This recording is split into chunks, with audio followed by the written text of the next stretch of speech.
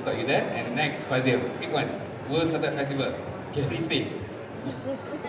Let me rephrase. It's not free, it's fully subsidized. It's a difference there. I mean, someone is paying for it. So yeah, it's fully subsidized. We talk about Silicon Valley. So what we're trying to do is replicate the same thing here. We are not charging. We charge one-time fee, and you can stay as long as you want.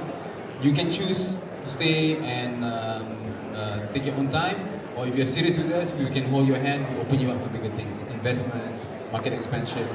The same fully subsidized co-working space, we have the same in Senegal, our friend's hometown, my friend there, and soon to be in Beijing, China too.